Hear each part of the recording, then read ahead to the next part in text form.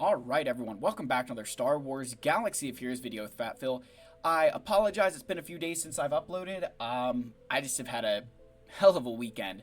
And unfortunately had to put the game to the side a little bit just to keep up with everything else going on in my life. So, today, we're going to be talking about Lightspeed bundles. We're going to be talking, been about a year since Lightspeed bundles first came into the game. And we're going to, kind of pose some questions to you guys. Do you feel caught up?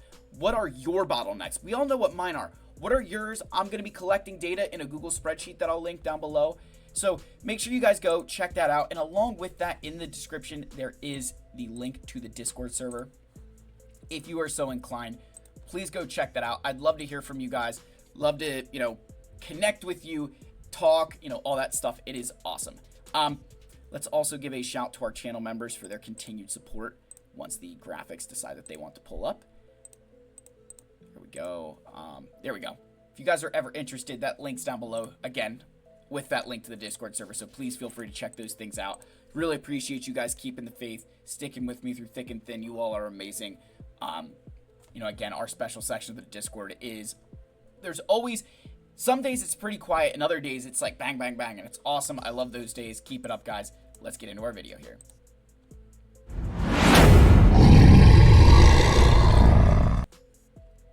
Alright, so as I said, it's been about a year since the Lightspeed bundles were introduced to Star Wars Galaxy of Heroes. And along with those bundles came a lot of other changes that were almost, I would say, that the changes to this game were, they changed aspects of this game because they were releasing the Lightspeed bundles. When you think about the first bundles they sold, it was Rey and Kylo. And then I think it was also Starkiller, right? Which is still crazy. That's the one that has really never fit in. They sold Starkiller, they sold Rey and Kylo, and that was right around when they changed Grand Arena. And more importantly, when they added the Ultimate Journey event. So they gave 2 Galactic Legends and then released a game mode that was only for Galactic Legends. So I thought that was very interesting. They then released bundles for Beskar Armor Mando right around the time that Bo-Katan Mandalore was releasing. So this gave players an opportunity to wail on Bo-Katan and to get these characters, right? Like, again, which Bo-Katan spawned a new planet on, Mandalore in the bonus zone with extra rewards there. So, again, another kind of PvE change. We got bundles for the Phoenix and Rebels, Ewoks, Geonosians, the Separatists, the Galactic Republic Jedi, General Skywalker, and a lot of that kind of tied into this current Battle for Naboo raid, where there were characters released in bundles for this. And then there was also even a bunch of conquest feats over the past year that were kind of hand in hand with Lightspeed bundles that were introduced. They had Phoenix Winds, they had First Order, they had Resistance. Right now, in the current one for Ezra, we've got Geonosians, we've got Night Sisters, who both were just sold in bundles.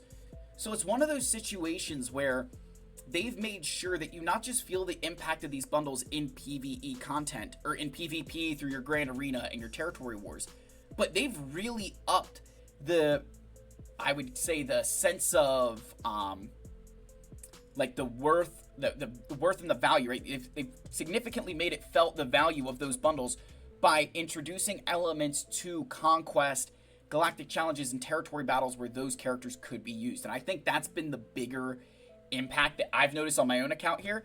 So I want to flip over to this Google spreadsheet while we talk about this a little bit here. And again, this will be linked in the video description. So, whoops, what am I doing here? Hold on one sec, guys. My face disappeared. Okay, whoop. What the heck? Oh my gosh. Okay. There we go. Close out of this. Let's go there. And then let's go here. Okay. All right. We're going to move the fat face. Apologies there. So, what I have on this spreadsheet, I don't know if you guys can see it perfectly, but there's a couple of categories up here. So if we just go through here, you've got your name, Galactic Power, and your GAC bracket there, right? I could update this to, I'm going to keep it Kyber 2 because I should be getting promoted, but, it's there. And then we've got all these different areas. You got Zetas, Kyratech, Gear 13 Salvage, relic materials 1 to 5, 6 to 7, 8 and 9, signal data, mods, and shards.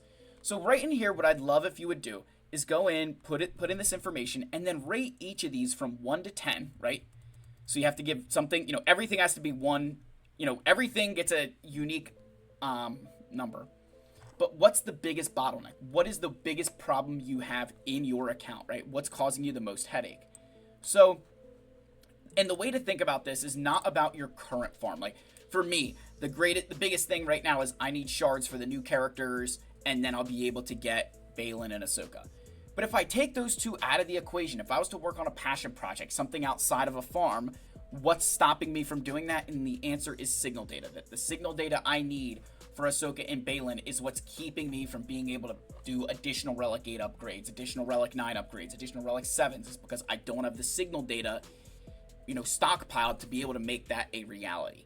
So that's kind of how you can judge where your bottleneck is. Take away your current farm. What's stopping you from building some of those side teams, those passion projects? What is the biggest roadblock that you're facing there? So just keep that in mind, that it may be different depending on what you're doing. And then on the other side of this, we've got 2 other questions for you. Do you feel caught up?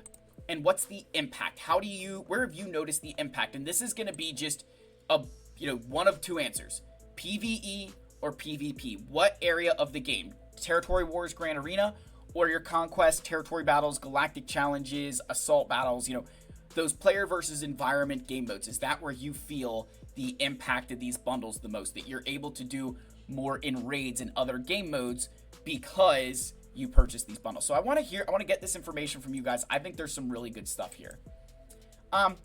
So along with that, I've kind of been talking about this impact, right, in the PvE side of it, which I think is the most important thing that these bundles did. So we're going to go back to the game, going to move the fat face back over.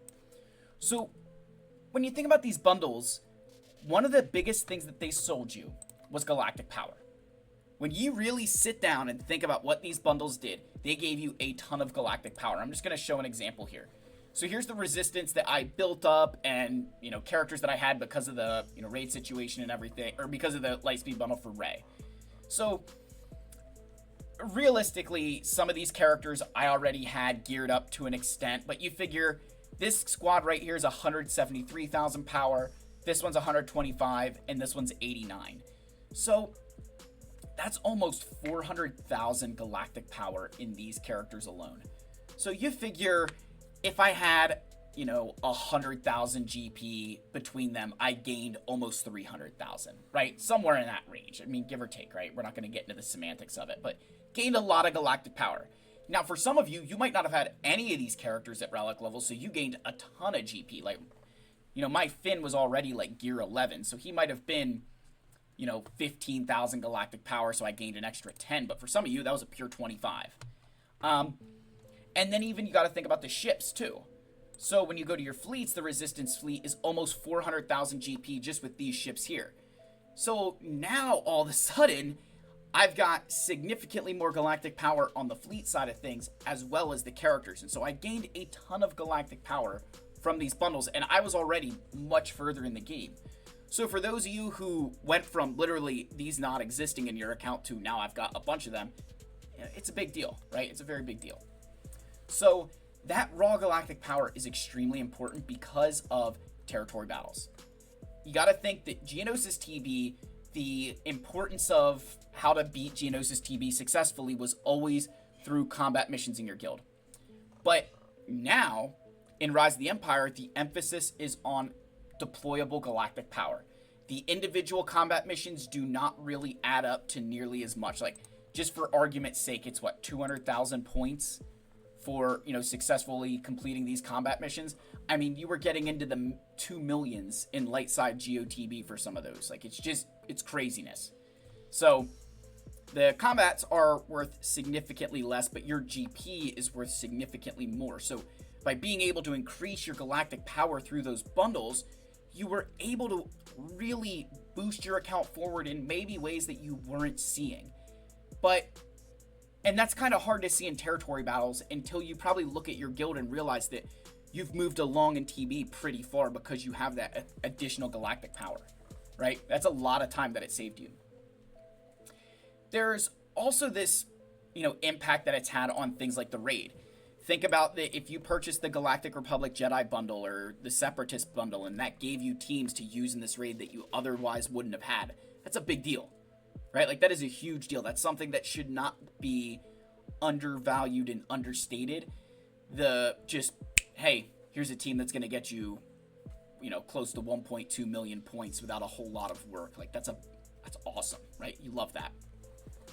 So these little this PvE sort of impact to your account is very, very important, because without it, most players, I feel, would be way further behind. And I honestly don't know if this rotating raid system that they have would work without Lightspeed bundles being sold for some of those older teams. I think they didn't sell them for the Gungans and the, Padawan Obi-Wan Master Qui-Gon, but they did sell some of these other ones that did make a big difference for a lot of you, and there are some very player-friendly teams inside of this raid.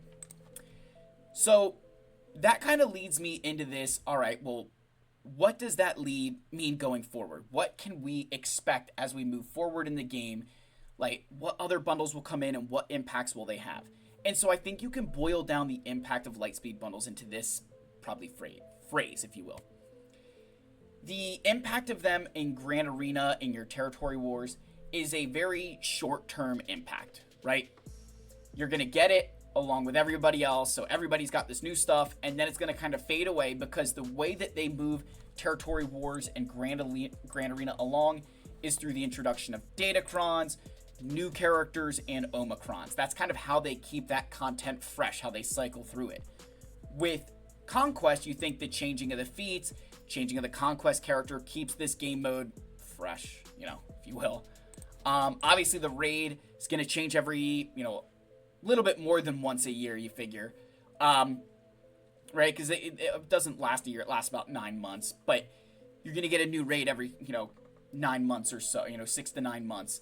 So that kind of stays fresh. And so they'll release the bundles to ensure that you can at least participate in those raids, or have the opportunity to purchase teams to participate in those raids.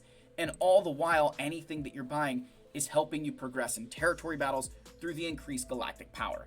So that's kind of how the impact hits all those different areas. That I noticed immediately that I was doing better in Grand Arena with Rey. Now that's kind of really fading back as metas have changed, new things have come in, and obviously the Datacron sets being what they are.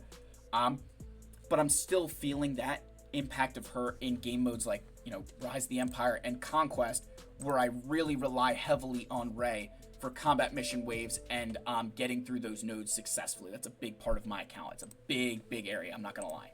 So that then leads to my last question for this video. What bundles could we expect next? I think everybody always asks that. So I have a couple of thoughts here. We're gonna flip back and forth between the game and a Google spreadsheet I made. So this is just a download of the the data from swago.gg, right? This is a download from the data of swago.gg, and I just added a total. So the first Lightspeed bundle that I think they could release is one for Dr. Aphra, right? And I know everybody's going to laugh because I don't have Dr. Aphra, so this would be really nice for me. But she's kind of the one outlier journey guide character that just, the number of Dr. Aphras in the game is kind of jarring. So we're sitting at 41,000 Dr. Aphra. Just to put that in perspective of how little 41,000 is, if you go to Darth Bane, we've got 61,000.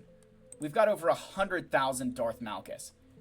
We have 28,000 Dark Trooper Moff Gideons. So let that sink in, that even one of the more recent Conquest units, right? 28,000 relics. So only 13,000 more Aphras, who's been in the game for way longer than Dark Trooper Moff Gideon. If we keep going down here even to, or go back up, sorry, because that's where Bo-Katan is. Bo-Katan Mandalore here. 31,000 Bo-Katans. And then I want to share the Jar Jar Binks numbers. Now, this was a few days ago, so I don't know if there's more or less at this point. But for Jar Jar, we've got 29,000.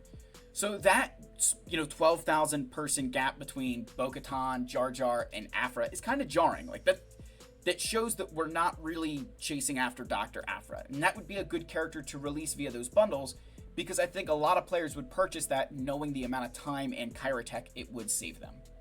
So that's one that I think could really, really be on the docket as like a, yeah, that's a good upgrade. So again, you know, if you flip over to the game, right, and you think about the, you know, where Dr. Aphra sits, you know, they sold that Starkiller bundle, right? She would make a lot of sense because she was that, like, next one released. And then you sit there and you kind of look at Grand Inquisitor. I've heard a lot of people asking, oh, would we get a Grand Inquisitor bundle? The reason I would say no is twofold. The first area you'd look at is say, all right, how many Reva? Well, there's 48,000 Reva. So there's more Reva in the game than there are Dr. Aphra. But then if you just go to Grand Inquisitor himself, right, the guy that we need to, you know, use to unlock that battle, unlock that character, there's 95,000. So I don't think that there's this massive need for an Inquisitor Lightspeed bundle when there's 95,000 of Grand Inquisitor in the game. Like, that's a solid number. And just for, you know, perspective on that, for Starkiller, where's he at? Starkiller here, there's 138,000. So you think how much longer Starkiller was in the game compared to Grand Inquisitor, and that Starkiller had a Lightspeed bundle, and they're still, you know, 40,000 apart. I mean, that's not really that crazy to think about, if we're being honest, especially how much easier it is to get Starkiller than Grand Inquisitor. So again, just want to share that data of I wouldn't get your hopes up on Grand Inquisitor. I wouldn't even get them up on Dr. Aphra, but I'm just spitballing on potential ones that I would think. Another faction that I've heard that I would actually say that makes a lot of sense to me, if there's one that I'm like, yeah, you know what, we could probably use some bundles here, would be for Jawas and Tuskens. Kind of like a Tatooine bundle. So you think about the Jawas and you think about the Tuskens. So between these characters, right, there's 10 of them. 3 of them are required for Galactic Legends. You've got Raider, who's required for Lord Vader, and then and Jawa himself are required for Jabba. So, you know, you're not giving away anything crazy there, right? The, you know, Chieftain, Warrior, Shaman, and then the rest of the Jawas here, like, they're characters that most people do not have at Relics, and they would help build out a lot of factions. And the Jawas, to be fair, there's no Relics required. They have an Omicron for Territory Wars. It's actually, I'd say it's slept on. I think in the high levels of Territory War, probably not quite as important, but if you had a guild of people with a bunch of Jawas, that could be a problem for, you know, mid-level guilds in the game. So they're a pretty solid team. And if you look at the data behind the, like, Jawas here, even just looking at that, if we scroll up to Jawas, where are they at? J. So here's like Jawa Engineer, Jawa Scavenger. You have 97,000 Jawas in the game, and then, you know, 15,000 Relic Scavengers. So very quickly, that fall off is pretty significant, right? There's a massive gap there. So that's kind of how I've tried to identify these gaps in the factions is, and if you continue to scroll down to, like, the Tuskens here. So here's Chieftain, Warrior, Raider, Shaman, like all these guys.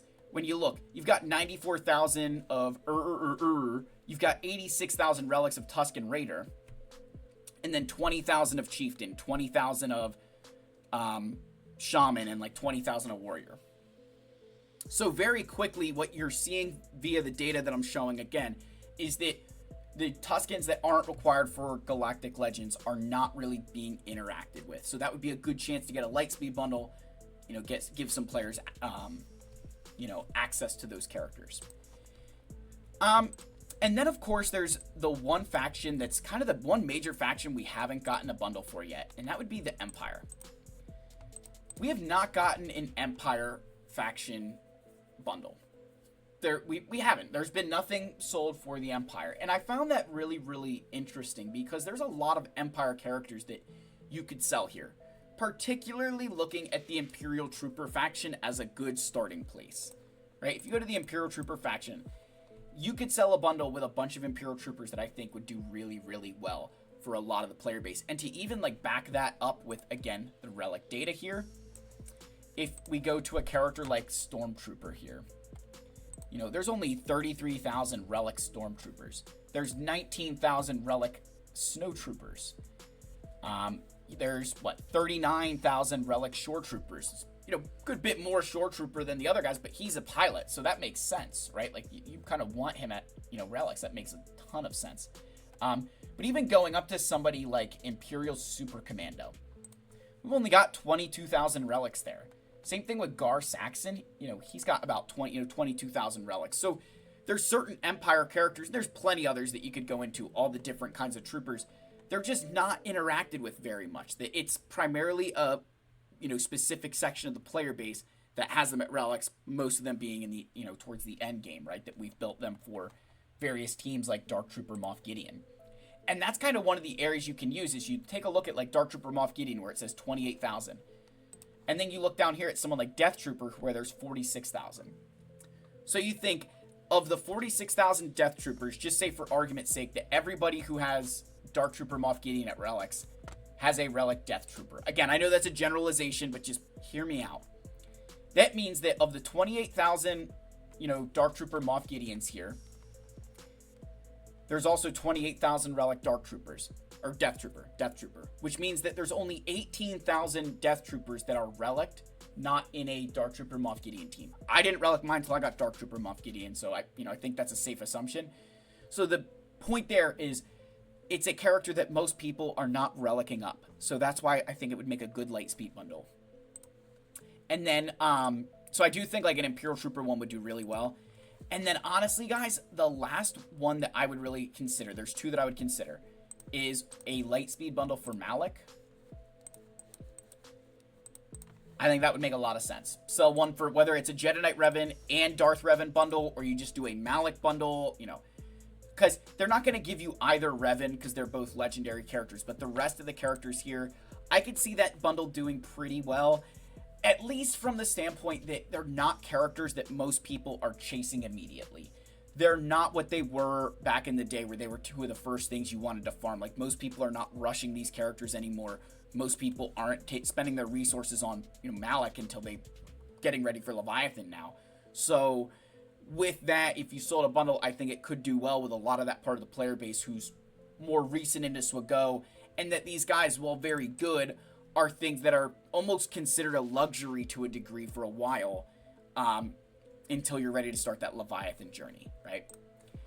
And then finally, we have this new faction of mercenaries. And I've seen a lot of players asking if we're going to get a mercenary bundle. I don't know that a strict mercenary bundle makes sense because there's just characters from all over the road here.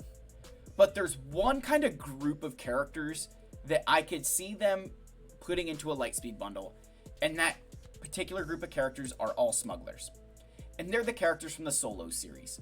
When you look at it, when you think about the characters from the Solo series, you've got L3, Vandor, Enfys Nest, Young Han, Kira, and Young Lando. And you could say, well, Phil, you've got, half of them at relics. That I do. But I'm going to show you just in that relic data, I want to end on this one. That last, some of those characters, there's a lot less of them than you think. It's actually really crazy. So, one of the big ones here, right? If we scroll down, if we go to Vandor Chewbacca, right? Who's a very popular kind of character, right? So, where's he at? There's Vandor. There's only 22,000 relic Vandor Chewbaccas. There's 11,000 young Hans, and then there's 93,000 young Landos. Well, remember, young Lando and L3 herself were both sold in a Lightspeed bundle. So all of a sudden, the 108 L3s and the, 93,000 Landos, if you take away the 93,000 from young Lando and say how many L3s are left, there's 15,000. So you kind of get this idea that L3 was a much more popular character than Lando, but because they sold them together, everybody kind of got L3. And then if we even go to just someone like Kira, she's the last one here. Where's she at? There she is. There's 14,000. So it's really low, right? It's just a very small amount of Kiras. So I want to end on that. I want to at least give you guys that knowledge, see what you guys think. I think that smuggler bundle makes sense when you look at the amount of characters that are here in the game. Hopefully you guys can see the full screen here. If not, I do apologize if you can't see the totals, but I just realized that now and I don't care. So if you're still watching, you can call me an idiot, but love you guys so much. Let me know your thoughts. Again, like, subscribe, comment. I love you. May the force be with you, and I'll see you in the next one. Cheers, my friends.